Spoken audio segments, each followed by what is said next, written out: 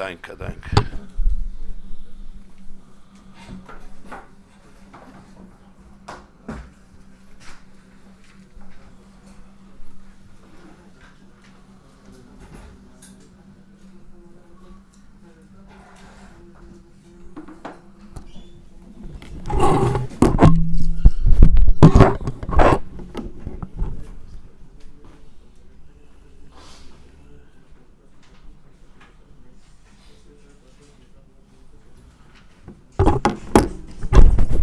Sorry for my delay.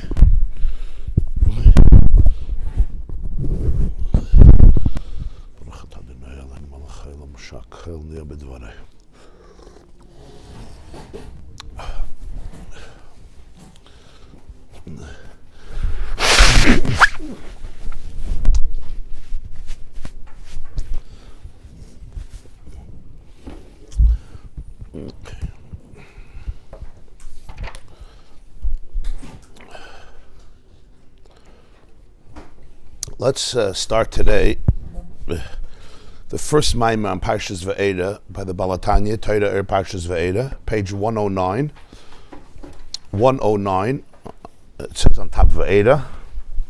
In the Hebrew numbers, it's Nun Hey column 1. Daf Nun Hey column 1, the first Maimah of the Balatanya on Parshas Va'era.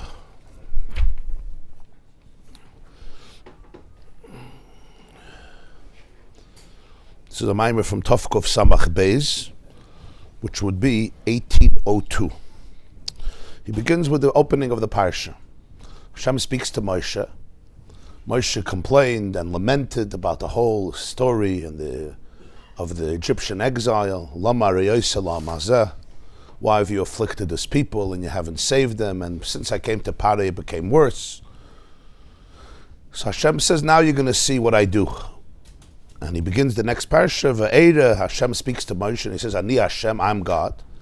Va'yidaber Elokim el Moshe, va'yemer elav Ani Hashem. Va'era el Avraham, el Yitzchak, ve'el Yaakov, b'keil Shakai. Va'era el Avraham, el Yitzchak, b'keil Shin Daled Yud, u'shmi Hashem, u'shmi Havaya, lo nedaiti lahem. Literally, I appeared to Avraham, Yitzchak, and Yaakov through the name known as Shin Daled Yud, the name of Hashem called Shada, Shin Daled Yud, but my name, Yud Kei Vav Kei, that's how it's written in the Torah, as the Alter Rebbe would say, Havaya, Lo Noidati Lahem. With that, I was not known to them. I did not let myself be known to them through this name. Obviously, such a pasuk is right away a very, very, as you would say, a mystical pasuk. What does it mean? It's like, I let you know one name of mine, not the other name of mine. With people, you know me or you don't know me. You didn't tell me all your three names. Okay, so I don't know all your three names.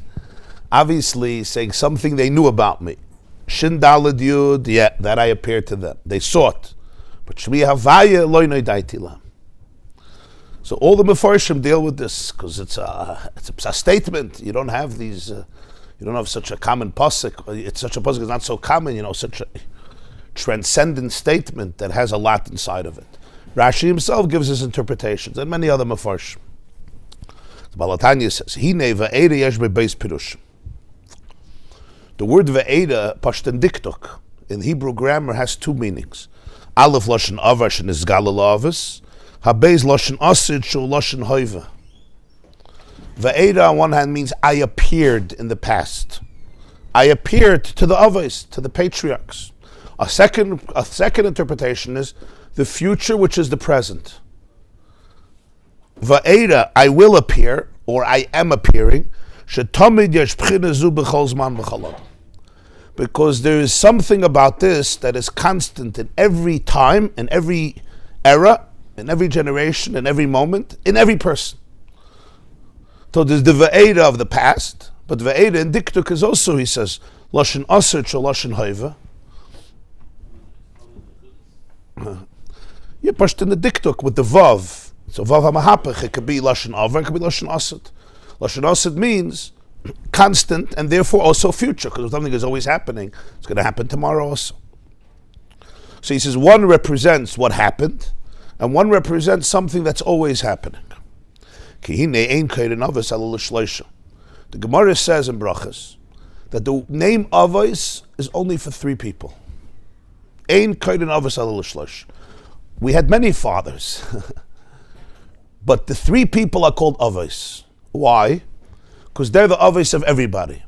I may come from one tribe, you may come from another tribe. Your father may have been Levi, my father may have been Yehuda, or Binyamin, or Yosef, or Reuven, or Shimon. But Avraham, Yitzchak, and Yaakov, there's no Jew that doesn't come from Avraham, Yitzchak, and Yaakov. Right? There's some point where we're all children of Avraham, Yitzchak, and Yaakov. So they're the fathers. After that, it branches off. That's pashut biologically. Because everybody came from Yaakov. And if you come from Yaakov, you come from Yitzchak, you come from Avraham. So you can't not be a child of Avraham, Yitzchak, and Yaakov. Stam an interesting maisa, remind myself. There's a very wealthy Jew, a very big philanthropist, really a sterling man, a sterling soul, and a tremendous balzdaka. His name is George Rohr. George Rohr lives in Manhattan, on the Upper East Side of Manhattan. From the Rohr family, very, very successful business people and extremely charitable human being. So I once heard from him that he began, today it became a trend, but he began it many years ago. He davens in KJ. The traveling Chassidus da. Oh, he just did a Shabbos in KJ. So he davens in KJ. KJ is Kehilas Yeshurun. Kehilas Yeshurun. It's considered one of the largest and biggest and prominent modern Orthodox shuls in the United States of America. Rabbi Luckstein is the Rav. So George Rohr, many, many years ago, decided that they need a beginner's minyan. Jews in Manhattan come Rosh Hashanah, Yom Kippur, but when they come into the regular minyan, they get lost. They don't know what to do, when to stand, when to sit. If you didn't grow up in a shul, it's very intimidating. So then he started a beginner's minyan. Beginner's minyan, which was little beginners. If you're a beginner, you come in, and he ran it. Explained everything. It's obviously shorter, a lot of explanations, giving the significance, what we do, what we don't do, reading in English, to make them comfortable with the experience of davening. And it was a success story. It was very original. It was creative. It was a completely different type of davening. Would be good probably for most people who go to shul. Explain what you're saying. Say it in English. Brich Shmei in English. Nishmas in English. It actually makes sense, some of these prayers. Anyway, so he said a few days later, he came to see the Lubavitcher Rebbe. So he felt that this is something that the Rebbe would really appreciate. So he says that he made Rosh Hashanah a beginner's minyan in KJ, and it was an amazing success. He told the Rebbe how many people came, and it was inspiring, and he's doing another one for Yom Kippur. So the Rebbe said, what's a beginner's minyan? So he said, it's a minyan for Jews that have no background, no Jewish background. And he says that the Rebbe till then was smiling and very friendly. When he said that, he saw that the Rebbe's face grew serious, and the Rebbe says, ah. Now when the Rebbe would say everybody knew, it's not that he didn't hear. There was just something that it was hard for him to hear. So he goes, So he didn't think there was anything wrong. So he said, for Jews that don't have a background. He said, So he said it again. So the Rebbe said, how do you say on a Jew that he doesn't have a background? When every Jew has the background of Avraham, Yitzchak, Yaakov, Sarah, Rivka, Rachel, Leah. Don't say on a Jew that he has no background. He has a very, very glorious background. So George said, now he understood what the beginner's minyan was. He understood now what the beginner's minyan was. So that's the Ein Koden Avos Ela L'Shloisha. It's not stam a melitza, it's a tzachos, it's a cute word. It's a real question. It's a real question. Is somebody coming in with no background, or is somebody coming in with an extraordinary background, but the consciousness of it may have been interrupted? It's a whole different approach in how you see them, right? So that's the Ein Koden Avos Ela L'Shloisha. V'ha'inyan. Shebchinas ha'avos Yerusha l'bnei machreim b'chol der v'der l'chol chadafim shurudaleh. The state of the Avos is an inheritance to each of their children in every generation. Every person according to his unique identity. And that's why every Shemona Esrei we begin. Our God, the God of Avraham, the God of Yitzchak. What does that help me? You're the God of Avraham. The answer is, it's not Avraham, Yitzchak, and Yaakov. It's you. If it's Elokei Avraham, it's the way you capture Elokus through the prism of Avraham, through Yitzchak, through Yaakov, according to your own capacity. Avol shar b'chinas ha'maylas hatzadikim, k'goyin hashvatim, Reuven, Shimon, Levi, she'im vaday b'chinas oides elyonim, yesh lecha odom she'ein boi klal b'chinas ha'madreges elu. Mashaykin b'chinas ha'avis tzarech liyas b'chol odom she'im shoyrish u'makar kol neshamas Yisrael. Beautiful words. Not every tzaddik do I have in me. He says, Reuven, Shimon, and Levi, he says, certainly they represented great lights, but you can have a person who doesn't have those madregas, those states, at least not in a revealed and manifested way. Or Bechlal doesn't have this. It's not their inyan, it's not their avodah. You can't be everywhere. Avos, fathers, just like it's biological. You say, I don't have the genes of my father, only of my mother. Maybe you would like it that way. But sorry, you have your father's genes, you have your grandfather's genes, you have your great-grandfather's genes, right? So therefore, it's true, he says it's true spiritually. Avraham, Yitzchak, and Yaakov, their consciousness, their reality exists in every person. Ein koden avos ela l'shlosh. There's no exception to that.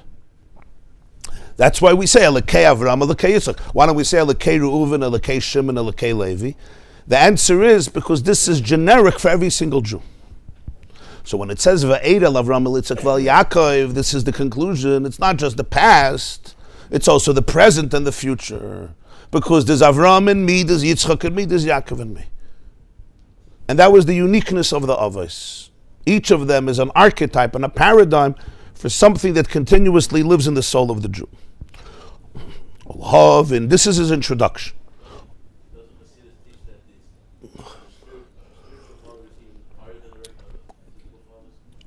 In a Chanameh. But they're also physical fathers. They weren't only spiritual fathers, they're also physical fathers. On some level. But even Moshe Rabbeinu is not called one of the Avos. That's what he's saying. Ein koren avos ela l'shlosh. And there's a reason for that. Not every Jew comes from Moshe Rabbeinu. Every Jew is a student of Moshe Rabbeinu. That's true. Rabbeinu, he's our Rebbe. Yeah. Not to Moshe, yeah.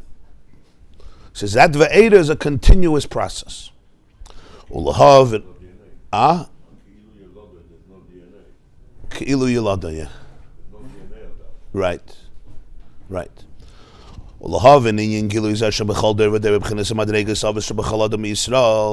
To understand what this we're talking about. This revelation in every generation, in the level of the Avos, the way they are reflected in every single Jew, because as we said, there's no Jew in the world who doesn't have the pchina, the state of the Avos inside of him or her. It's a Yerush, it's an inheritance. So it's intrinsic. So to understand this, Hine hagolus nimshal leibur, ugolus yimei Mashiach sheb meir b'yameinu nimshal leida. In the Tanakh and in Chazal, exile is compared to pregnancy. Redemption, the redemption of Mashiach speedily in our days is comparable to birth. Chassidus, as the pasuk says, Ki chala gam yolda Tzion es baneha. That Tzion has given expression and birth to his children, and this is the expression of Geula. So we see when the Navi wants to describe Geula, this is the Navi Yeshayahu, Perik Samach Vav, the Nevuas HaNechama, the prophecies of comfort. He describes Geula, redemptiveness, as a process of birth. Yolda Tzion es banah.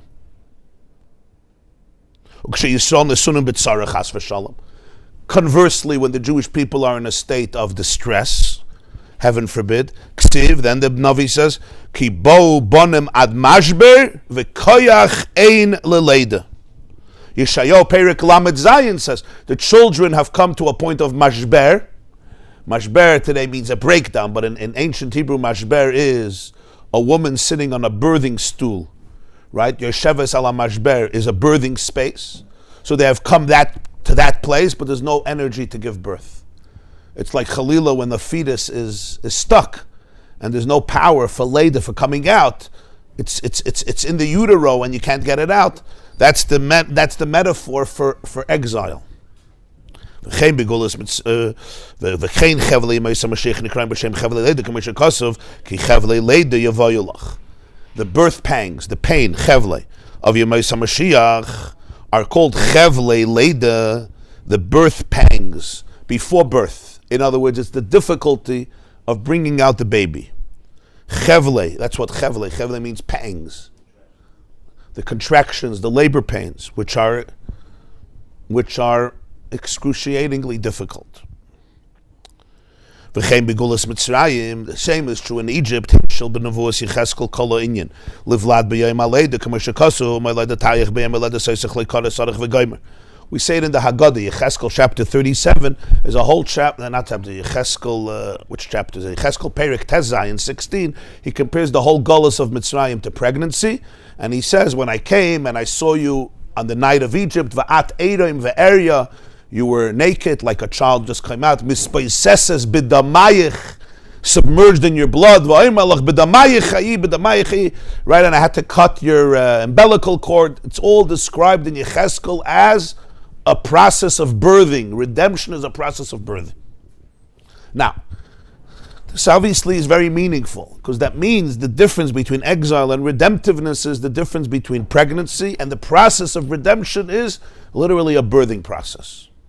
Birthing process is not a simple process. It's a very painful process. And yet it's the only way the child can emerge from utero into the world and become ultimately a human being, a viable, independent person, Larichas Yamim V'Shanim Tovos, bis 120. So what is the metaphor? Is it just that it's painful? What is the concept of this metaphor? Sometimes, as we know, to get from Golus to Gula, I have to push, like the mother, and there's contractions, and it's not simple. And you have to open up a pathway, and opening the pathway is a complex and really biologically a miraculous process of how that birthing happens. So the Balatanya here, in quite an elaborate metaphor, explains what's the difference of Golus and Gula.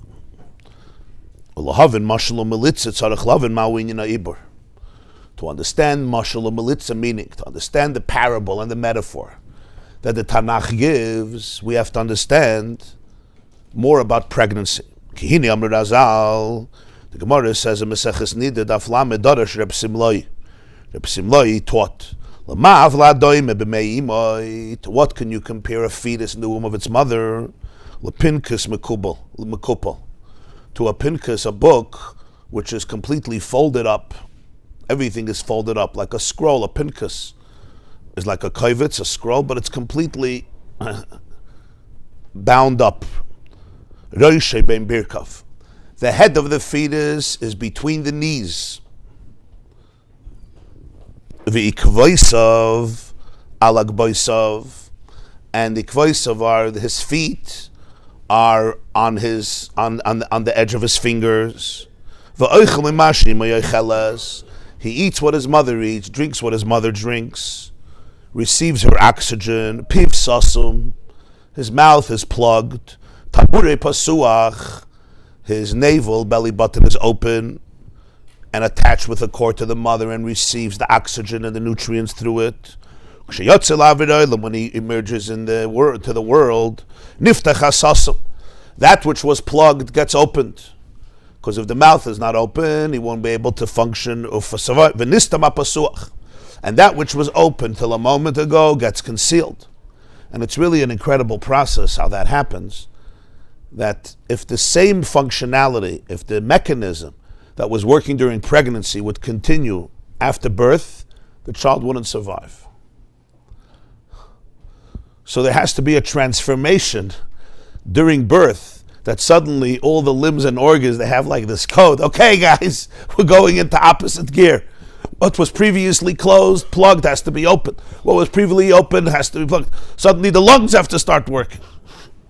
And there are situations where you see where there's Chalila, a challenge in one of these processes, and it could be life-threatening. And it all changes in a moment, and the fetus has to know how to do this. So this is what the Gemara is describing. The Hainu, what do we learn from this? The fetus has the entire structure of a body, of an organism. Chituchei means the division of all the organs. Right? When it's developed, there's a head, there's eyes, there's ears. But the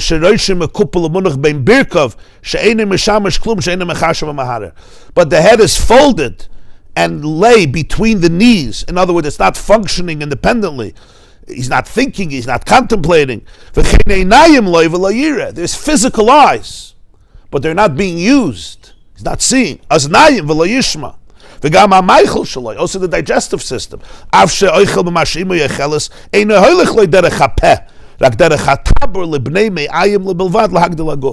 The way the food goes in is not through the mouth and then it's digested and grinded up, digested and sent into the intestines, etc. He eats, he has to eat, but it's through the mother. It doesn't go through the mouth, it goes through the navel, straight into the intestines, in order that the body should be able to grow. We see practically during the 9 months there's tremendous growth in the body. For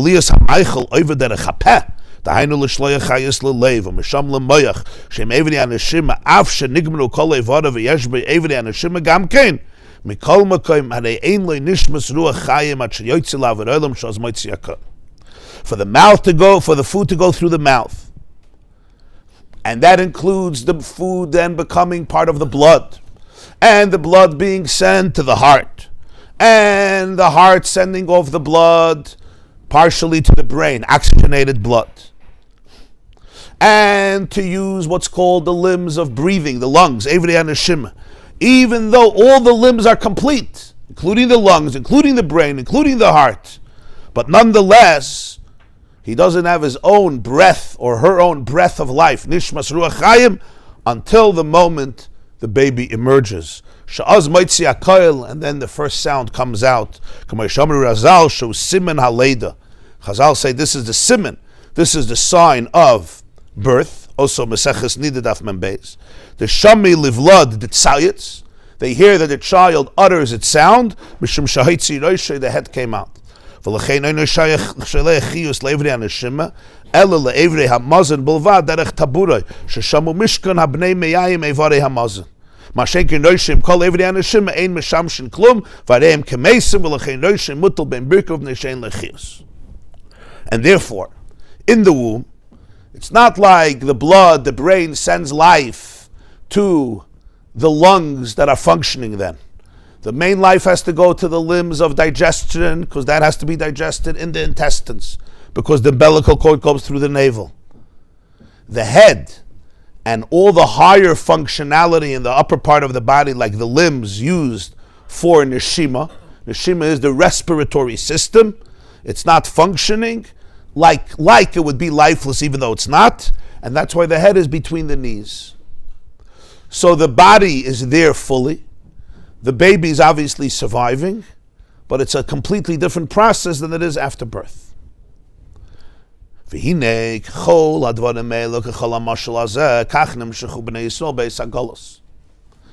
Everything we described about pregnancy reflects the state of galus, of exile, collectively and individually.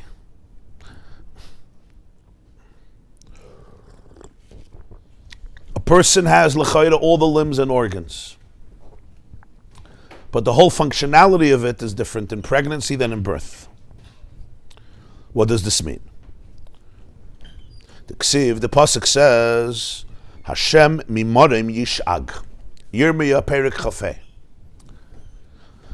Hashem cries out, he screams out from Morim, from heaven. Pirush Kamasha Kasa B'Zoyah, so the Zoyah says, the Sali Kutchabrichu La'ela. Kutchabrichu ascends upwards. Oksiv, the pasuk says in Yirmiyah, Rachel Mavakal Baneha. The famous Navi Yirmiyah.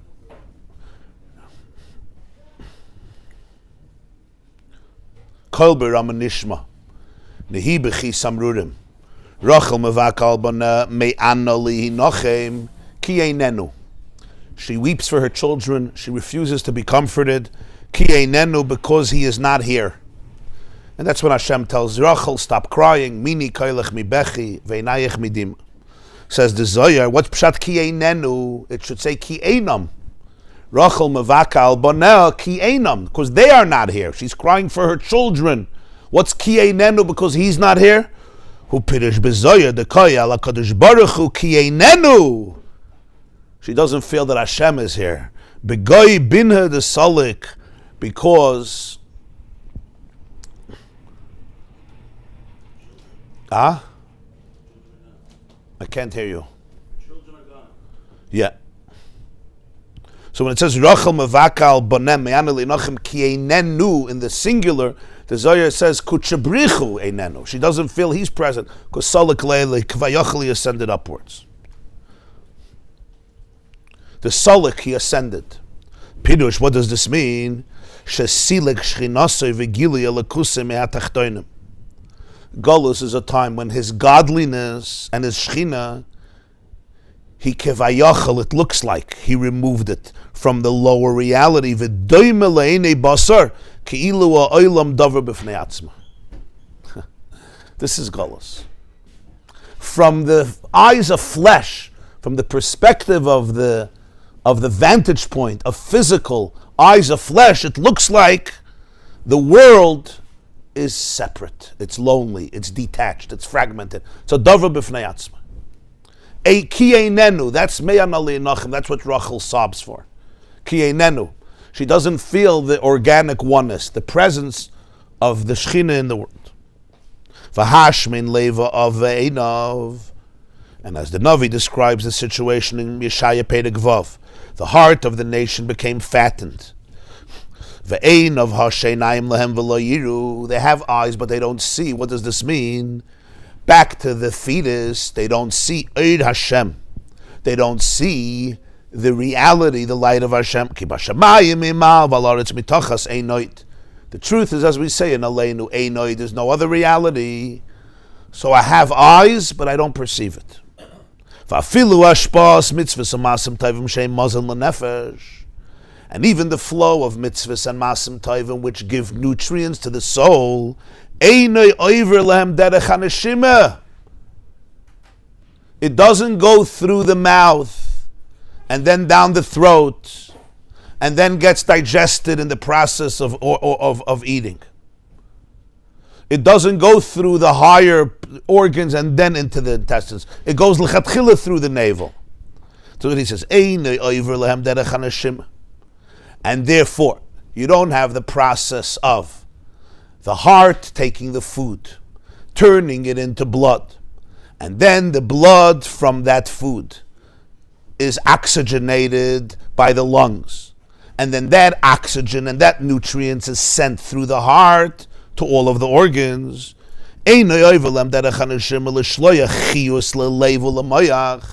To give vitality to the heart, the source of the blood, and to the brain, spiritually this would mean that the mitzvahs and masim tovim, which are food for the soul, don't go through that process. L'man das Hashem ula'ava oisei ula'avdei b'chol levavam b'leiv shalom v'nefesh chafetza u'tshukum urgeshes b'leiv kirish v'yesh alheves v'tzimoyin. There should be an awareness of Hashem and a deep love, and serving Him with all one's heart, and a craving soul, and a palpable desire in the heart that is burning like fire with thirst and passion. You see, when the Alter Rebbe describes what doesn't exist, he gets lost in it always. He tells you what doesn't exist, right? He says what you don't have. He always, it's almost like he can't control himself. If it doesn't exist, what are you describing it so much?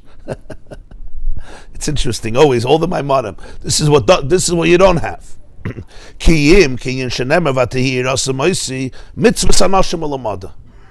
It's what the Navi Yeshaya says in Yeshaya Perek Chavtes. They fear me, but it's mitzvahs anashim. Mitzvahs anashim means you do mitzvahs by rote, like a robot. Well, the mother means I do it because I was trained. You brush your teeth in the morning, I put on tefillin in the morning. You do the physical action, but it's cold. The food gets in. Back to the fetus. The food gets in, but it goes straight in. In other words, there's a process that happens, but the consciousness of it, the vadamkeit, the heart and the head are bypassed. There's a process, the mitzvahs go in. So it has an effect, but in terms of the person's involvement, it's just by rote. There's a coldness, there's an apathy. And this is the main experience of exile spiritually. A Jew who does everything is connected.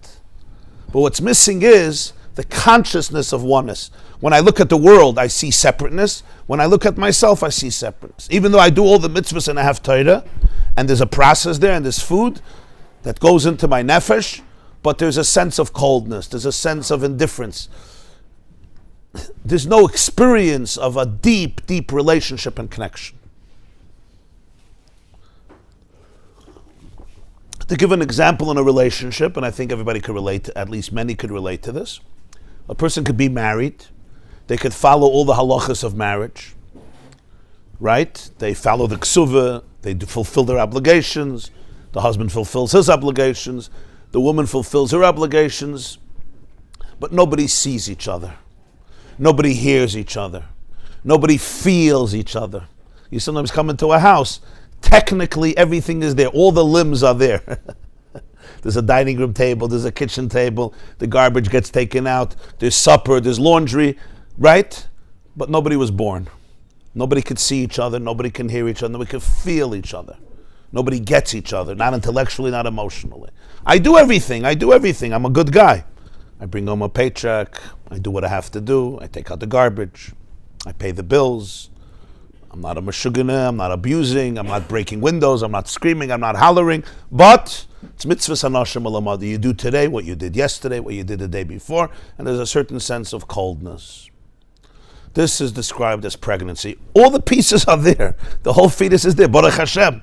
And there's life, there's fun. But, as he says, the whole higher system of how it's working, that's shut down. The child is living off the process of the mother. Spiritually, what this means is there's no real appreciation of Hashem's presence, of the oneness of the world with Hashem. The eyes are here, but I can't see.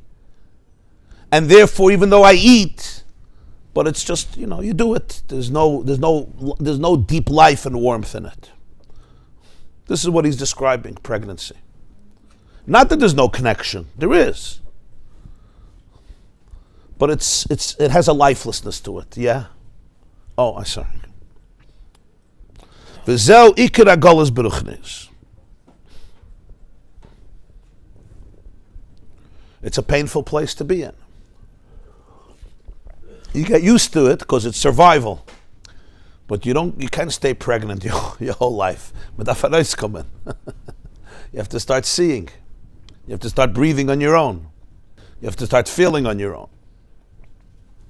Now, as we know, and we'll see later, a fetus in the womb gets everything.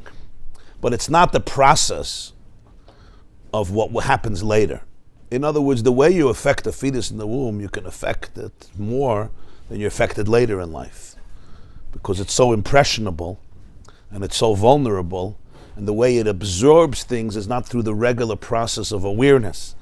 Even later as a child, I had a shmuas yesterday with Dr. Bessel van der Kolk. So he said something, he's like one of the world experts on trauma with a capital T, already for 50 years. So I asked him, what's the difference if a child experience terrible trauma, let's say when they're 2 or 3 or 4, those years, or when you're, let's say, 9, 10, 11. Similar things that are very, very negative, very toxic and evil and horrible.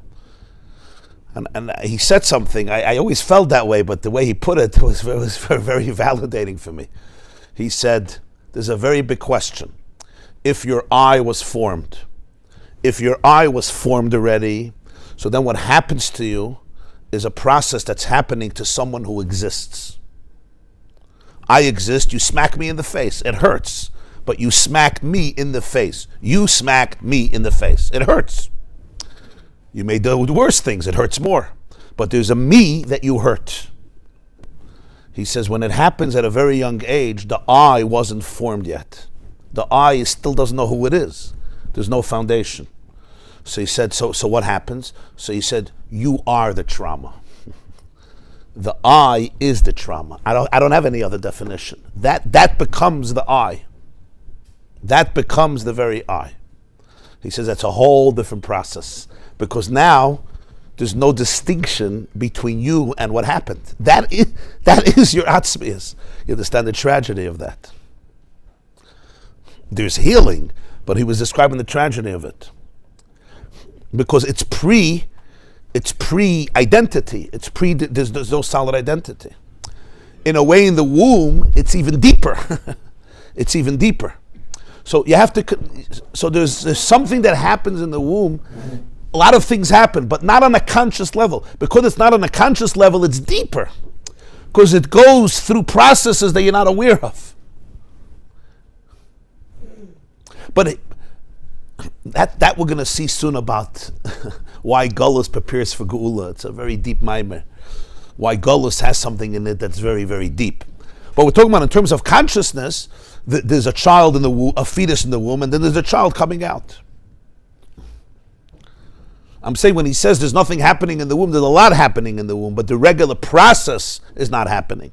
The regular mind and heart that he's describing, that starts functioning later, at least in a completely different way.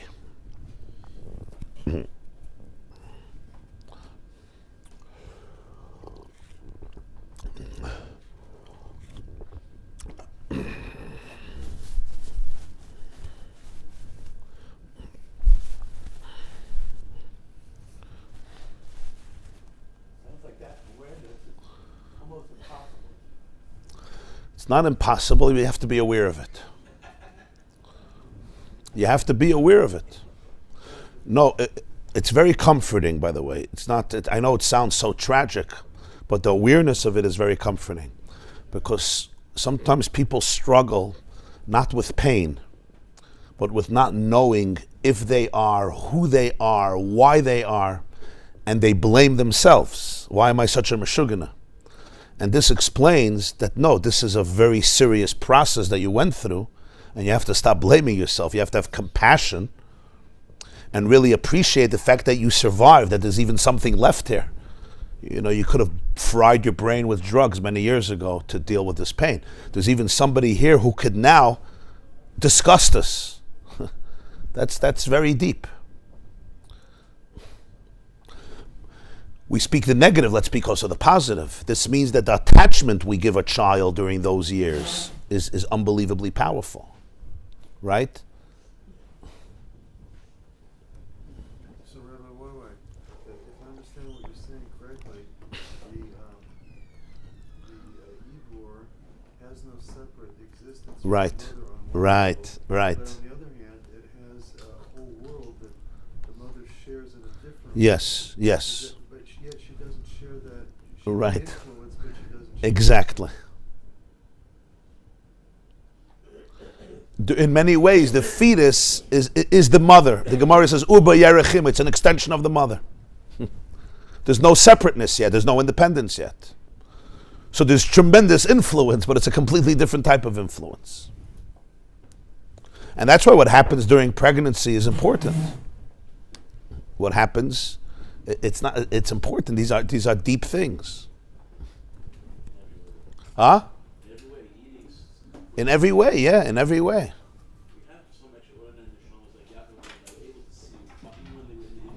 Yeah. By the way, even today it exists. There are people who have the ability, there's different ways to sometimes have a glimmer of experience the way they were in the womb. It's a very, very profound experience. Avada. Avada, there's people who have a memory, an experience. It's not a memory like a memory, I remember what happened yesterday. But everything is stored in the soul, everything is stored in the body. And when you say a memory, it means it's always there. In other words, there's the state of the I, the way I was in the womb, and it still functions inside of me, and it has an impact. The question is if I'm conscious of it or completely not. Rabbi, what do you mean But by the glimmer of that experience? I don't know what I mean. I just had to put in a few extra words to make sense of it a little bit. So you put in glimmer, you put in experience. It sounds like I know what I'm talking about. A person can have some kind Yeah. of understanding. Some type of pre-verbal memory of how they experience life in the womb. It's a sensitivity, yeah. There's even situations where a person can almost experience how there was an interruption in the safety. It's almost like you were in the womb. The Gemara says it's the best time in life. It's a Gan Eden. It's like, why do you want to leave? Somebody else is paying the bills. It's like you're in Kailul, an Edom of Kest, but this time you don't even have to go eat. You don't have to go home and eat. It's a Machaya, right? What do you need anything else? It's a very safe time, and you need that safety. You need that safety as an incubator to become a person. And then sometimes the safety is interrupted. The safety is, Yeah.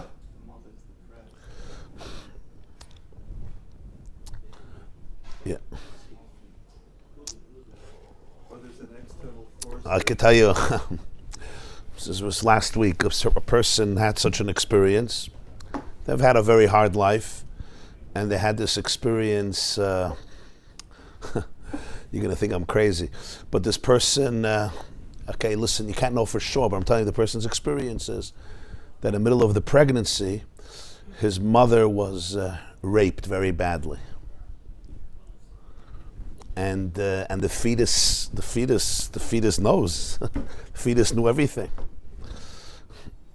And it literally affects the person till today. He never knew this. It's unbelievable. It's unbelievable what the soul knows. So, I don't know that there's, you define it as scientific data to be printed in a newspaper, because these are so abstract and so spiritual and so sensitive, and I'm not an expert, so I can't verify or not verify, in terms of a news story, but it touches on unbelievable deep places.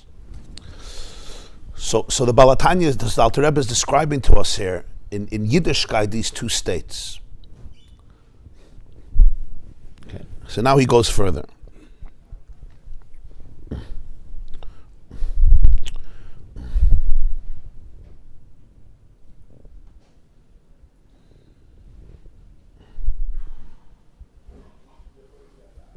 I have to say one more thing he told me yesterday. Dr. Bessel van der Kolk, he said that for the beginning of our lives, we don't differentiate. An infant doesn't differentiate between me and you. It's not like I'm sitting here, you're sitting here, we're separate people. There's a certain development in the brain that allows for that spatial and emotional differentiation. There's me, there's my mother, there's me, there's my father, there's me, there's the world. In the beginning, right, it's all achdos, it's all one. So he said, it's also heartbreaking. So he said, if a father does something negative to a child, or a mother or somebody else, the child at a certain age doesn't have the ability to even differentiate that this was done by my father or somebody else to me. This is all me. In other words, it's all in me because of me. It's all part of me. So of course I'm the one to blame. There's no separate reality that makes choices to hurt me. It's all me. So the pain is also me. So I'm the one to blame for everything. There's nobody even else to blame. So you can't even define a perpetrator. You are the perpetrator. Besides the fact you're wired to love your parents. So if you are to love your parents, you will always say your parents are right because they love you. So even on a level of intellect, it's going to be turned around. Obviously, what you did, you deserved, even if you could understand that there's parents, which is at a later stage. So he said you have to realize how deep the pain can affect a person to the point that they completely have a distorted reality of who they are and who the other person is. And then they grow up with this perception that is completely based on an identity that has been so destroyed not because of themselves. And the greatest Yeshua for this person is just to be aware of this, just to be aware of it. Verstehst? Anyway, it's very powerful stuff to hear this. Very powerful. It's important to point out that what he's talking about is, at the end of the day, a constructed, conceptualized self. It's not the self. He's saying, Right. this is who, at 2 years old, this is who I am, but not really. Right. It's just the constructed, conceptualized self. The Alter Rebbe goes way beyond it. Right. You're saying he's describing what we define about ourselves, the conceptualized self that we create based on our abilities at the time. And that Nakud is very important for healing. Right. This is the self that I decided I am or I have become. I asked him, do you believe that there's a core self that's indestructible? He said, I don't know. I don't know.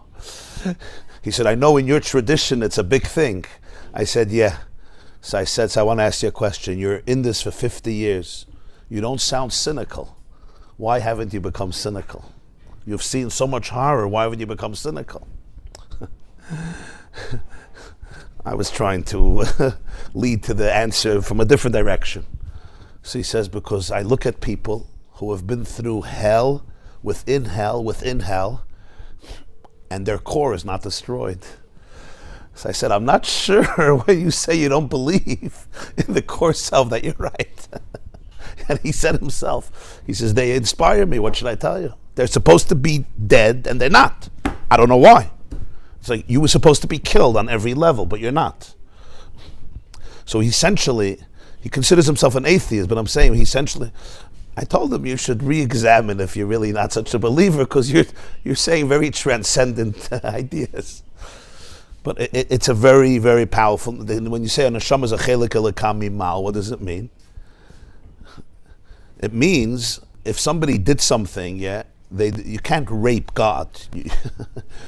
Titus tried to, The Gemara says that Titus stabbed the pareches, and blood came out. So he said, oh, Baruch Hashem, I killed God. like the subway station, right? God is dead, signed Nietzsche. And then under it, Nietzsche is dead, signed God. So it's an unbelievable idea. It means that the Chelek Elokah Mimal saw everything. It was there. It felt the pain, because God is there. But it was not destroyed. By the way, I want to say one thing. Almost in every mimer, the Alter Rebbe says, he's going to say it soon in a few lines. Again, every mimer, I don't know if there's a few maimarim he doesn't say it, but hundreds of maimarim. He brings a pasuk. You all know it. Ani Hashem lo shonisi. I have not changed. And right after that he says, Atahu kaidim shenivra elam, atalacha shenivra elam. You were here pre-creation and you're one creation. And the world doesn't conceal it. And it's still the same oneness. But there was a tzimtzum. Why does he care so much about this? Okay, fine. You're here pre-creation, it's still oneness, you haven't changed. And if you did change? So most people think it's a philosophical formulation that the Jewish philosophers had a problem with God changing, because perfection can't change and infinity can't change. And it actually makes God more distant, like you're this perfection who never changes. What do it have to do with me? I'm changing, every 3 seconds. But really, the whole Nekudat Alter Rebbe is the opposite. If Ani Hashem lo shanisi, and the world is still in the same state of oneness, like pre-creation, it means that that's who you are. That's the Nekudah. It means that you could go through every change in the world. You can go through every upheaval in the world. You could be on every roller coaster in the world. But at your core, you have not been mutilated. You have not been violated. Your oneness with yourself and infinity and Hashem has not been compromised even in the slightest. Everything happened. Just like by God. What do you mean he didn't change? What, he created the world. It's not called change? 7.5 billion people is not change. A whole planet is not change. A whole universe. We don't even know how big it is. Right? Billions of light years. And we know what a light year is. What, we haven't changed? Really? You're sharing a lot. It's not that there's no world. There is a world. And still you say, Ani Hashem lo nisi. It's still the same achdus. So you have to understand how that works, what the world is. But what that means for a person is that you can go through every single change in the world. And you do. Worlds get created, worlds get destroyed. So now you're a changed person. The Nekud of Ani Hashem lo nisi is, no. That if you go back to that space, you go through the whole process and you're present, but your core oneness is never, ever, ever altered or compromised. That's the core of all healing, how I see it. I'm saying this to you because almost every mimer he says it, and people think he's talking philosophy. It's not philosophy. It's transformational. Because he's not giving information about God. He's giving information about you. The point is, it's one. Versteht's was ich sag? You understand? Now I know to say this and to feel this is two different worlds. I know that. But it starts with awareness. It starts with awareness. The Herst? Harav Zak, Sie versteht? Ah?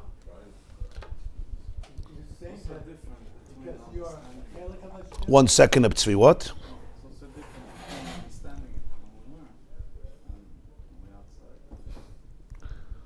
Right.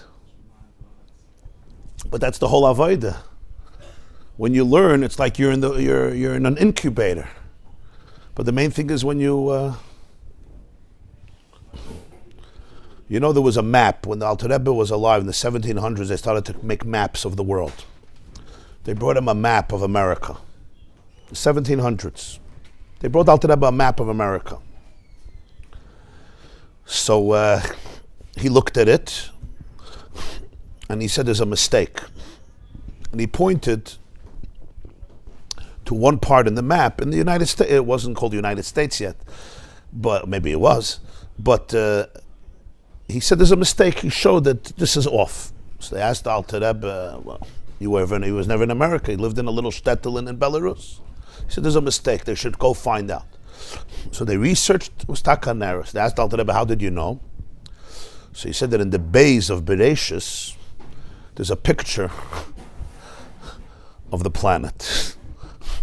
And he saw that it doesn't fit with the bays. So he understood that it's off. That's it. So there was once a Farbrengen by the Lubavitcher Rebbe in 770, 1980.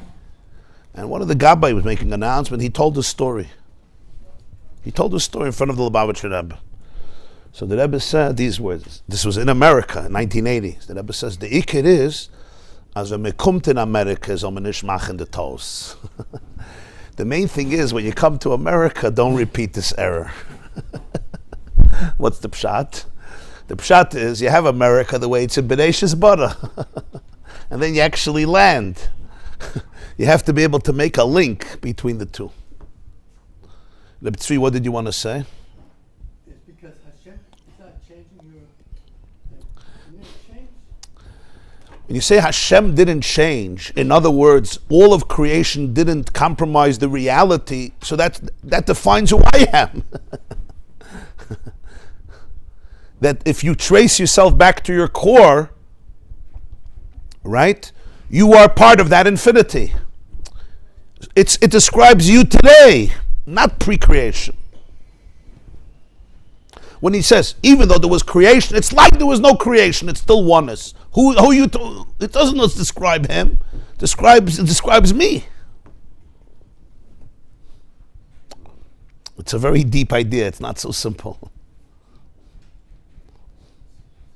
So But it's the Yesod Chassidus. It's one of the foundations of Torah Balatanya. Skipping the awareness itself and just You're not skipping anything. You're elevating. You're not skipping. There was a tzimtzum. There's an awareness of self. There's all my issues that I got to deal with. No question. That's one side of it. But what's the ultimate healing for all my issues? Trace it all back to the core of oneness where you're Ein Sof. Let's put it this way. If when I was 2 years old or 3 years old, I can experience myself as pure infinity, God's light in this world. I could see it, I can feel it, right? And God says, now you and I together are going to go through a painful experience. We're going to go into a very dark place where there's darkness, and we're going to feel it. But how are we going to feel it? As infinity. How do you think you would experience what happened to you by that person who perpetrated and violated your innocence? How? It would be the same. It would be the pain and the horror and the darkness. But when it's finished, what do you say? I'm infinite. So instead of coming out of the experience and saying what? I'm the worst creature who ever lived. I'm a sick person. I am to blame for what just happened. I'm unworthy of existence. I have no value. I'm a shmata and a doormat and a rag. Yeah. My father or mother don't think I deserve to exist, meaning I don't deserve to exist because they know, right? Or my whole existence could only be worthwhile if I become an object of violation. That's where my existence becomes, that's how I'll be loved. Or I could never, ever, ever show up again in the world because that eye is too embarrassing, it's too shameful. Let me bury it and I'll just become a fake person. Or this pain is too much to bear, so let me disassociate from my body and disconnect. So now you could do whatever you want to my body. I won't feel anything because my soul leaves my body. It's called disassociation. I don't have emotions anymore. Because if I have emotions, I would die. You put a sword, a dagger into my chest, I die. But if my chest is just dead, it's fine. Stab, stab, stab. That's what kids do. They disassociate emotionally, and now it's just a shell. Do whatever you want to me, I'm good. All of this is what? All of this is a little frightened child trying to survive, which we understand exists. What does Dir B'Tachtoina mean? Dir B'Tachtoina means go back and say you were Ein Sof. You are Ein Sof. You don't have to be afraid of your emotions. They should be afraid of their emotions. Huh? Yeah, of course blame them. It's much deeper than blame. It's not just blame them, it's realizing that it has nothing to do, that you're a piece of light. You have sick people who maybe were abused themselves or not abused themselves, but they're certainly sick. They certainly don't know about their own light, right? They live in the deepest darkness. And in their horrific darkness, this is how they survived. Nebuch.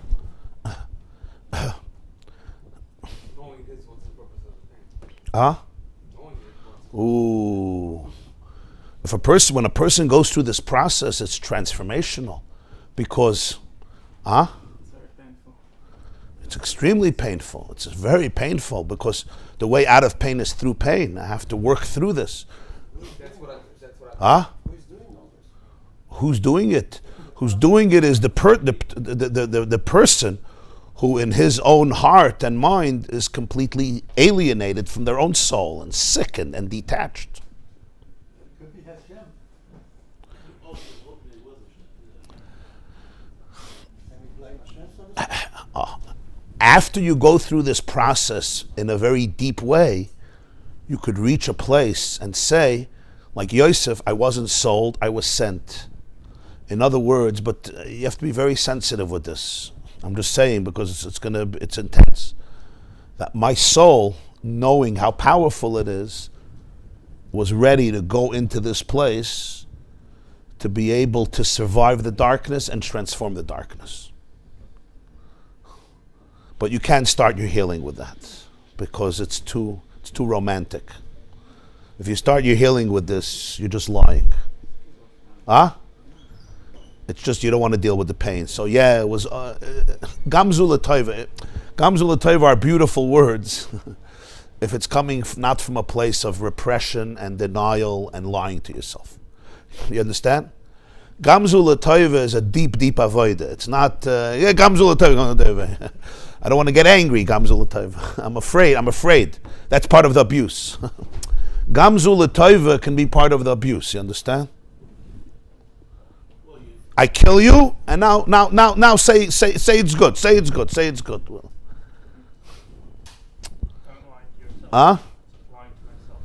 You're perpetuating the truth in your mind that you don't exist and you don't have a right to exist. And when somebody when somebody destroys you, it's a wonderful thing. It's beautiful. Couldn't have been better.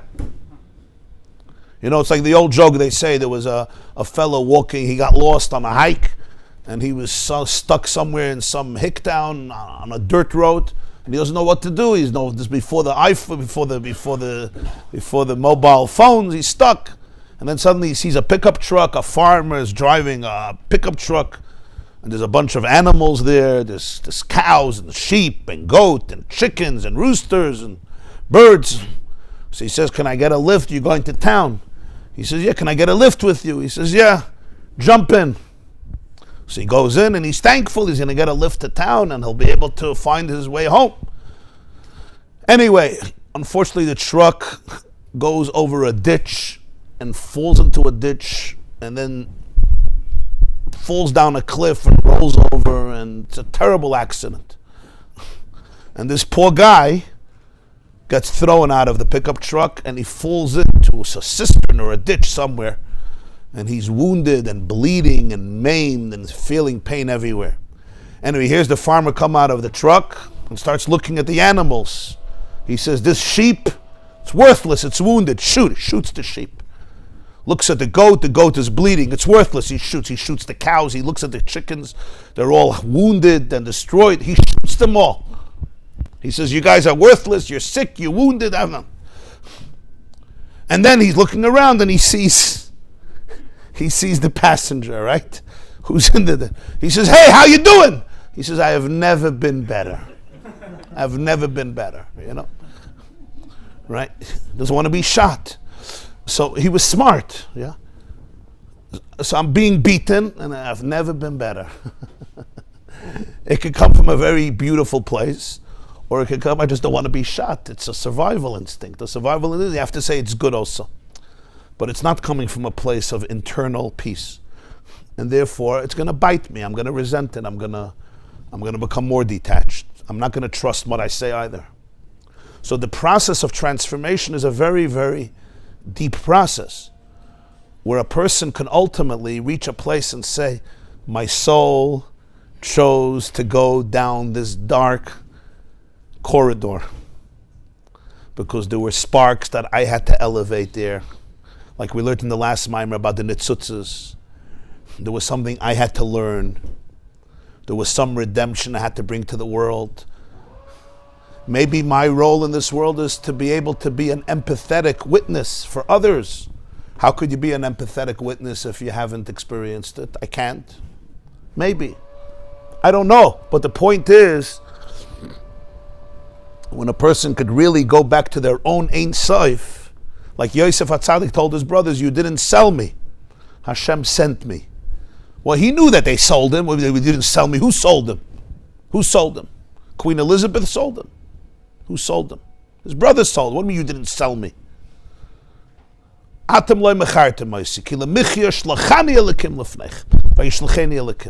was reframing it. I wasn't a victim of your abuse. I was a shliach of Hashem. Of course he acknowledged the pain. It's a painful place. Not every shlichus is rosy and dandy. It was a painful place. He was thrown into one pit. He was separated from his father for 22 years. He lived in an assimilated country. He was accused of horrible things. He was put into prison for 12 years. That's not fun.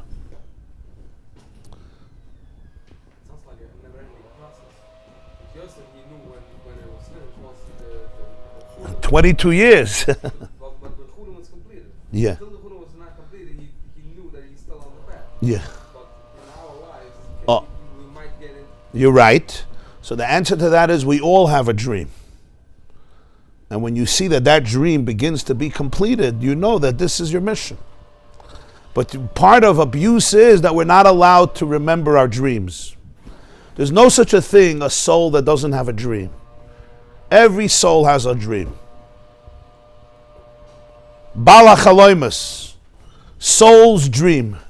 Think when you were 2 years old, 3 years old, you didn't dream? Everybody dreams. When you were 4 or 5, huh? You also reached this dream. You're right. So as life develops, we start seeing dreams, and we do this work, we start seeing dreams coming true, dreams unfolding. And then you know you're achieving this place. You know that you're on this mission. There's another challenge. Yosef had 17 years to dream. The kid who was abused at a very young age, his dreams were interrupted. You stop dreaming. There's people who don't have a memory of their childhood. They have no memory of their childhood because their dreams were interrupted. Kids dream, they dream. This kid dreams that he's going to be a policeman, and this kid dreams he's going to be the president of the United States of America, and this kid dreams that he's going to go to the moon and go to, kids dream, they dream. It's a very beautiful, innocent world. But part of abuse is they interrupt your dreams, right? There's no dreaming anymore. Now you're just surviving. You're surviving. Huh? It could be a million and one things that cause our hearts to shatter at the age already of 4 and 5, and we stop dreaming. Not everybody. A lot of kids dream. They dream. Somebody once told the Panovich Rav Kahneman, he had big visions after the war. He said, "Irchalimt, you're dreaming." He says, "Ja, aber ich tue es nicht in Schlaf." I don't dream while I sleep. I dream while I'm awake. Most people dream when they're asleep. He says, I dream when I'm awake.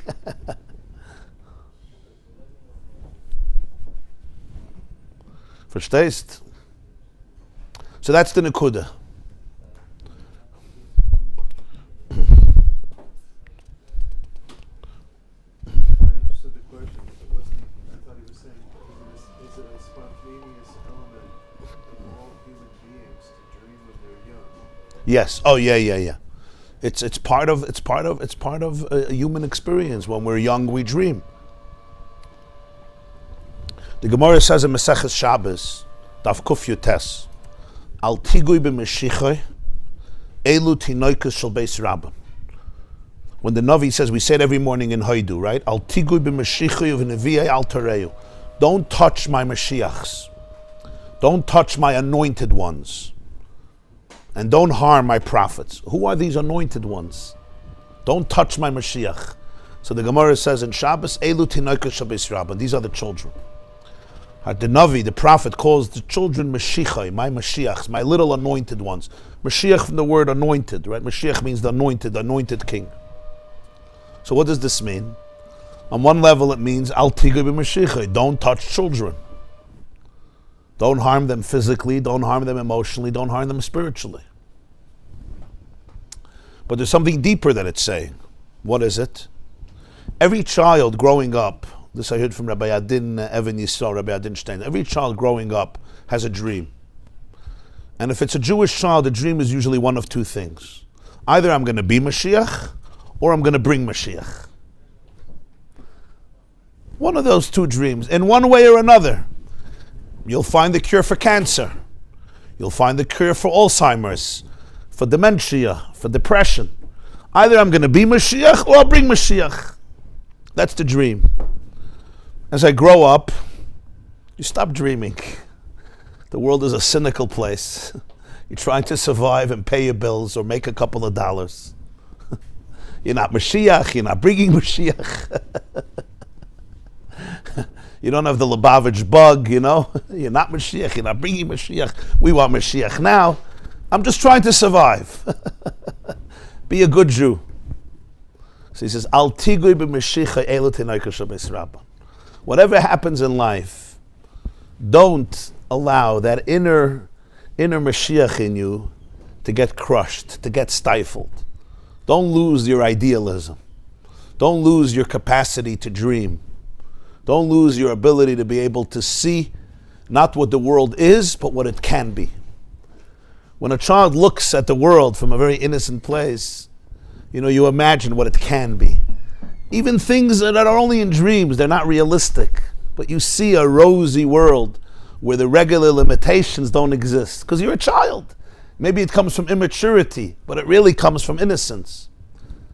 But then often that part in me dies. And I just become about survival. I'm trying to keep my head above water. There's pain, there's anxiety, there's financial stress, there's familial stress, there's raising kids, there's dealing with illness, there's dealing with loss, there's dealing with grief, there's dealing with inner tension and anxiety. The works. Who has time to think of this? It says, Al tigui b'meshicha. Never ever touch or harm or repress the child inside of you or in anybody else. That nitzutz of Mashiach, elu tinoika shabes rabban, always protected. Always protected inside of you. So part of this process is always being able to come back to that dream. And when you come back to that dream, which always exists, it hasn't been changed, that's when you could say like Yosef, you start seeing that I wasn't sold, I was sent. What I'm saying resonates with you or not really? Yes and no. It resonates, but I don't see them. I hear you. But it resonates, yeah? Yeah, but every It's too poetic? Huh? kitzur we get sucked in something again.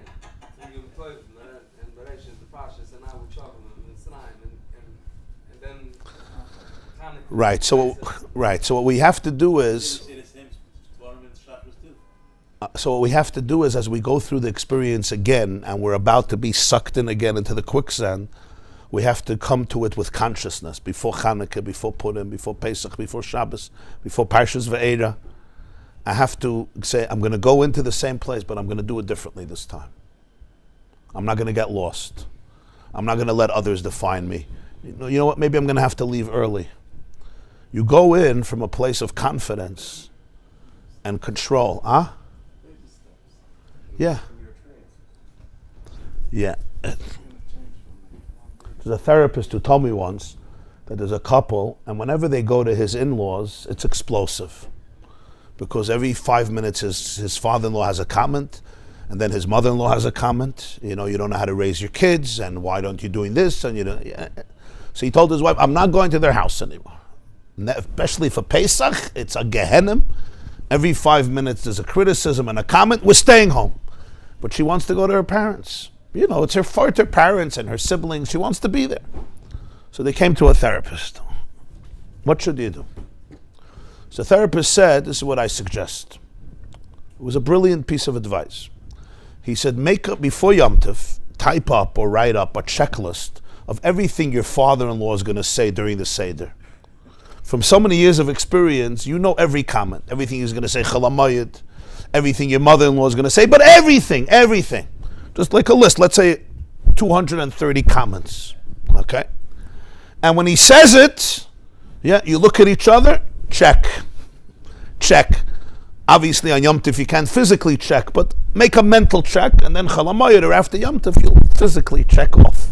You'll see how many you got right. He told me it was a lifesaver, because instead of it becoming an abusive situation, it became almost like a game. Literally like a game. First of all, they had to guess before what the Shved and the Shviga are going to say. So that itself is exciting, right? And then every time he said it, instead of it being this crazy guy, can't let me live, they looked at each other, they laughed. Next, waiting for the next checklist. Now, what happened? Nothing changed, but everything changed. You know what changed, right? Initially, they were coming in as victims. Nebuch cases. Waiting for him to say something. Another shtech, until they lose it. Now, they almost came in as researchers, as scientists, as spectators, almost as therapists. Like, let's watch this guy. Observers. It wasn't personal anymore. It wasn't, you said to me, he is who he is, whatever. Hopefully one day he'll also be able to heal. Maybe they should give him the list. Huh? One day they'll be able to give him the list. And He's the one that did the app on the Apple Watch. right? But you understand, they came in as powerful people. It didn't make it comfortable, but it almost became like, it was like a game. It was pathetic. It's like a bad joke. It's like a bad joke, but it's a joke. You know, if somebody makes a bad joke, it's not abuse, it's a bad joke, okay? You know, but it's almost like funny. Now, but you can't do that. You have to be ready for this. 'Cause if somebody is getting angry and enraged, you have to understand that that's what's happening. You know, this was already a state where they had independence, but this was triggering them. It was almost like let your father-in-law be your father-in-law. You don't have to live for him, and you can't fix him at the moment. But you know what? Don't be schlepped in by him. So we have to go into all the Yomim Tovim and all the Shabbosim, especially those that trigger us, with a place of Ani Hashem Lo Shanisi. Ani Hashem Lo Shanisi. You need support. Everybody needs support. We're not isolated creatures. What does Bittul Hayesh mean? Bittul Hayesh is the most healing idea. Not here for him to step on me. Bittul Hayesh means that my ego is not fragile. Bittul Hayesh means that I'm not such a fragile person that if you say a comment to me, I'm destroyed.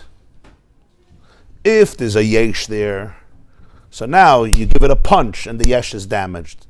Bittul Hayesh means that I'm part of infinity. So I can be present. I can be present. And even when I'm triggered, that the very trigger I can be aware of, but it doesn't have to lure me in and pull me in to its grip. I could be there fully. I can watch it. I can experience it. The Gemara says in Yuma, what's tshuva? Tshuva Gemara is ba'isai makam, ba'isai zman, or ba'isai isha, which means I'm back in the same situation like I was then, and I do it differently. The Rambam explains in Ilchus Tshuva, you know, if when I was 20 and 30, I was doing things that were not nice, and then when I'm 99 years old, right, in a nursing home, I say, you know what, I'm going to do tshuva. It's nice, it's good tshuva, but it's not the ultimate tshuva. The ultimate tshuva is I can go back to the same place, in the same time, and the same woman, and I do it differently. This means you really change. So what does that really mean? It means tshuva is healing. The Gemara says, tshuva mevir refuah la'olam. Tshuva is healing. When you hear the word tshuva, you should always know tshuva equals healing. That's what you should hear in the word tshuva. I'm saying this because many people, when they hear the word tshuva, it's a terrible trigger. You have to do tshuva. You're balaveda, you're going to burn, you have to do tshuva. Tshuva merely means we can all heal. Yeah? When you hear Elul, already people now are already scared of Elul, right? Elul, Rosh Hashanah, Sesame Tshuva. Elul means is a month dedicated to healing. It's like I'm taking you for a month to a spa in Florida. You're going to eat beautiful foods. You're going to walk by the water for 12 hours. You're going to meditate, and you're going to heal. Right? It's nice. It doesn't make people. Sounds terrible. Walking by the water is so terrible. I see. So you have to understand, Elul is a time for healing. It's all healing. Yeah, it could be the environment I'm in. It's very, very negative, but it's really about healing opportunities. Slichus too. Slichus is a vulnerable conversation. So, why am I saying this? I forgot. Oh, so the Rambam says, what does real healing mean? Ba'isa makam, ba'isa zman, ba'isa isha. That I can go into the same territory where there were so many triggers, and instead of falling, I come from the place of Ani Hashem Lo Shanisi, and then I could be fully present, but without being lured into the trap, to the prison. And that's what healing is. Now, this is all much easier said than done, because in the heat of the moment, all these lectures become meaningless and worthless, because the word is not so the nervous system has to believe it. In other words, The fact that you believe me in your brain doesn't help, because the body experiences it. The body knows everything, so the nervous system goes crazy. But this is where we have to work with ourselves. Sometimes people need support, sometimes people need different models of healing. But the common denominator in all of them is to be able to go back to that space inside of us that is whole, that is infinite, that is divine, and is indestructible. And where all the processes, even creation itself, didn't take away the Ein Sof of it. So there's difference between pregnancy and summation. So we have pregnancy and we have birth. So the way he describes it here, in pregnancy, I may go through all the experiences of Yiddishkeit. I eat the food, but it goes through the navel, it goes through the belly button, through the umbilical cord. My soul gets food, but there's a certain apathy, there's a certain coldness, there's a lack of seeing, of hearing, of experiencing. That's shut down, because I'm still in a state of pregnancy. And that's why Galus is compared to pregnancy and Geula is compared to birth. Ya Rabbi Yosef. L'chaim v'levracha. So Chavdala Tevis verbringen, Oh, good question. Good question. Good question. So he's asking a good thing. The Gemara says in Maseches Erev in Daf Yud Gimel that for 2.5 years, Beis Shammai and Beis Hillel had an argument. What do Jews argue about 2.5 years? Right? If Noach lo la'adam shenivra or shaloi nivra.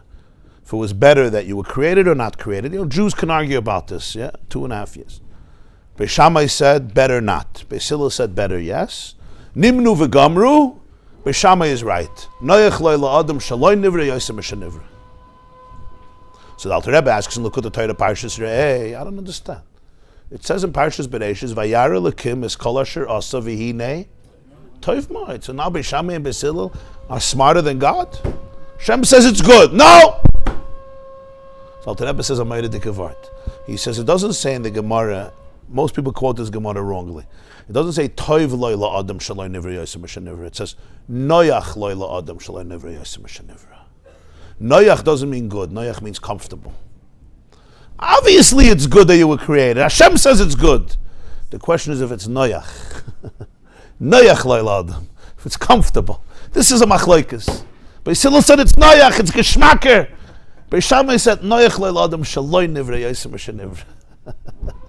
Much easier without. But toiv, of course it's good.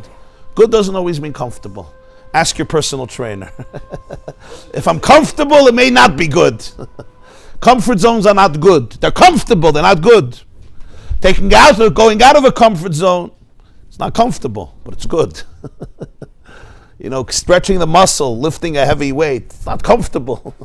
Tears the tissue, but it's good. Toiv and noyach are two separate things. You have to ask yourself, is it comfortable? Maybe not. Is it good? It's very good. It's toiv ma'od. Nivra doesn't say later. Also, there's no later. They don't speak about Right, later. Nivra, Nivra. There's a deeper word in another mimer, but it's not for now. But he says Noach le'ladam shaloi nivra yosem shenivra is. It doesn't mean it would have been more comfortable if you weren't created. Every person has a state of loy nivra, because the neshama doesn't begin with olam habriya. Elekai neshama shenasatabi. Tahorehi. The neshama begins in pure divine light called Atzilus. Later, Ata Barasa. So every person exists on two levels. There's a level where you're Nivra, and there's a state where you're Loy Nivra. You're pre-Bria. Ani Hashem Loy Shenis, you're part of Ein Sof. He says, Noach Loy La Adam Shaloy Nivra. If you would have remained in the state of Loy Nivra, Yosef B'Shenivra. Over there, it's much more comfortable because it's pre-pain, it's pre-trauma. You hear the word? Loi nivra, is describing a person. You were in a place of loi nivra. And that's much more noyach than nivra. So when you say ani Hashem loi shonisi, it means that loi nivra still exists. You're still in a state of loi nivra. In your core, you're in a state of loi nivra, pre-bria. There's a whole bria. There's a whole bria. That's the chiddush. that the Bria is a Bria that's separate only from the perspective of concealment. But if you go to a place of pre-concealment, everything still is in pure infinite oneness, including every tree and every squirrel and every person and every table, etc. As many Maimorim explain. Avada. In Loi Nivra there's no trauma. Trauma can only be in Nivra. Over there there's separateness. Trauma is isolation. Trauma is detachment. Trauma is I'm alone in the world. In Loi Nivra there's no trauma. The trauma is also, it's not trauma, it's a different, it's a shlichus, it's not trauma. And the olam is typhus, the Indian? Huh? This is before the womb? Of course. But when you say before, it doesn't mean in time. It's always, it's beyond time. You understand? The truth is that what makes trauma so traumatic is that it's beyond time and space. If you hurt me and there's time and, like I spoke last time, there's time and space, it's much more bearable. When there's no time and space, so if you really want to go deep, and again, it's very sensitive, trauma forces us to go to the place of loy nivra, of ayin, because that's where you can recreate yourself. So the real reason why trauma has no time and space, the negative reason is because it's so impactful. Al pi Chassidus, the reason it has no time and space is because that allows you to go to a place that's beyond time and space. It allows you to go to Ayin, Ani Hashem Lo Shanisi, and over there there's taka no time and space. In other words, if you channel it, if you harness it, if you allow yourself to become healed, it brings you to a place that's pre-time and space. So what didn't have time and space in the world of darkness is really the pnimius is because in Atzmos, in Hashem's essence, there's no time and space.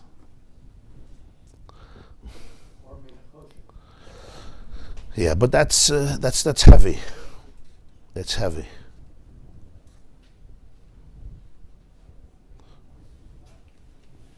I know it almost sounds, somebody told me after one of the shiurim, from your shiurim, it sounds like that it's so good to be traumatized. And if you weren't traumatized, like you're nebuch a loser, like the nebuch, you're functioning, you have a self, it's like oy va'avoy. So I just want to say that it's al derech, the Gemara says, you don't say, I'm going to sin and then do tshuva. But don't say, I'm going to get sick so I could develop antibodies, right? You don't do that. A person, obviously. But when a person has gone through things, then you have to appreciate. You don't sell your brother into slavery so that he should be able to save you. That's not how it works. You take care of your brother. But when Yosef, when it did happen to him, he understood that the Yidid is Tzarech Aliyah. Okay, I'm going to wish everybody a wonderful day. Be'ezer Hashem, Sunday morning there's going to be a shiur. Next week we're going to learn the Maimer of Basi Lagani, like we do before Yud Shvat. Maimer Basi Lagani Achaisi Kala, very special Maimer. So there's going to be, we're going to have Shabbos a shiur. Maybe we'll continue this Maimer, but Sunday morning there'll be a shiur. Be'ezer Hashem, 8:30 over here. And we'll send out the details on the WhatsApp. In addition to Monday, Tuesday. Monday also and Tuesday also. Next week is full schedule, Be'ezer Hashem. We know where the other saw on the map. A few years ago, when I was a bacher, my parents used to get the New York Times every day. So I remember I once looked at the New York Times and I saw that they published the first maps of America. And I saw that the date was the middle of the 1700s. So they printed maps. And Columbus came in 1492. But these are maps in the 70s. And I saw in the New York Times they showed that by California there was a bad mistake. I'm not saying that this was the map they showed out today, but I remember I saw and I was amazed mid-1700s, like in the 1770s, around maybe 80s or maybe 90s, in the late 1700s, they showed like 3 or 4 maps, and they showed a mistake, a very big mistake near California. Whose map was it? It was a map that was drawn in the 1700s from the United States of America. Oh, a government map. I don't know if it was a government map. I just remember seeing the story, and then when I saw the mistake, I'm like, oh wow. Everybody saw that. I saw they published in the New York Times maps from the 1700s, years ago, like 25 years ago. Do you remember the mistake? I remember it was by California. They pointed out, they showed the mistake. The person made a mistake. They didn't have then the technology we have today. But they did have, in the 1400s already, they had maps of America. They had something, obviously, yeah. Spanish conquered America in the